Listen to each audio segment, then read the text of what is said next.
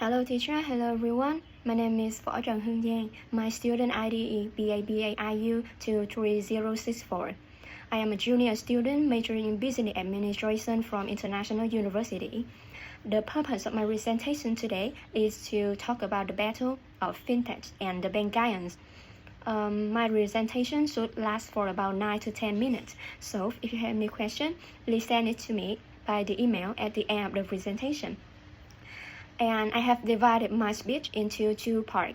The first part is a summary of the case, and the second one is respond to the question. Now let's begin with the first part. Have you ever tried paying with just one tap on your phone? Or have you ever used e-wallet or a banking app to make transfer and purchases?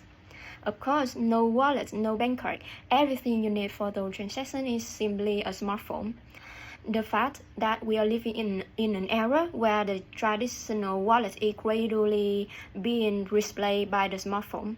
In the US, mobile payment reached $1.5 trillion in 2022.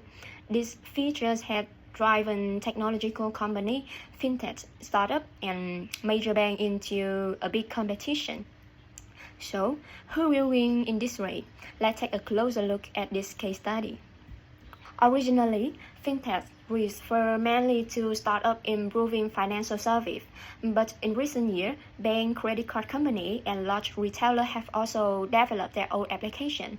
So, fintech is no longer limited to startups. And I want to tell you that in the mobile payment market today, there are four major groups. The first is fintech, such as Samsung, Apple, Google, and PayPal. These companies, they dominate thanks to hardware and software platform. And the second player is fintech startup. And Venmo is a typical example. It was founded in 2010 by two students to have split bill without cash or check. And the two players I have mentioned before that are facing up against the third party, which are bank and credit card company. These companies, they benefit from trust, stability, and hundreds of millions of existing customers. And the last one is large retailer. These brands, they don't want to hand over customer relationship to the tech company or credit card firm, so they build their own application to link with the customer. In short, although fintech and bank are locked in intense competition, consumers are still confused by too many options. Mobile payments are expanding quickly, but they have not yet displayed cards. And now let's move to the next part, which is respond to the question. For the first question, there are three types of mobile payment. The first one is universal proximity payment, and let's take Apple Pay as an example. The way this payment works is that the user adds a credit card or a debit card to the application, and then when they go shopping, they simply hold their phone near a POS terminal that supports NFC to make the payment. The money still flows through the traditional credit card system, but the applications such as Apple Pay play a role as a technological intermediary. And the main features of this type of payment is universality. It can be used at many different stores as long as they have NFC-enabled device and compatible software. And the second one is random proximity payment. Let's take Walmart Pay or Starbucks app and Dunkin' app for an example. And the way they work is user download the retailer dedicated application, load money into the in-app wallet or link it to a card. And when making a purchase, they pay directly through the app, usually by scanning a QR code or using similar technology. And the key feature is brand limited because it's only be used within that special retailer strand of store. And the next one is B2B payment, which is peer-to-peer payment. I want to tell you some well-known application about P2P payment is Venmo, Zelle, and Square Cash. The application allows users to download the application and link it to their bank account, and then easily transfer money to a recipient by entering a phone number or email or account name. Yeah. And the key feature of this type is it's just focused on person-to-person transaction rather than in-store payment. Now let's move to the second question. I want to tell you that the large user group of mobile payment are millennials and Gen Zs. Over 70% of millennials with smartphones use B2B mobile payment in 2022. There are several reasons for this, but firstly, I want to tell that younger generation use check far less than their parent generation. And the second one is these two age group grew up with digital technology, and they value the convenience, speed, and a cashless lifestyle. Therefore, they are more inclined to prefer mobile payment transactions.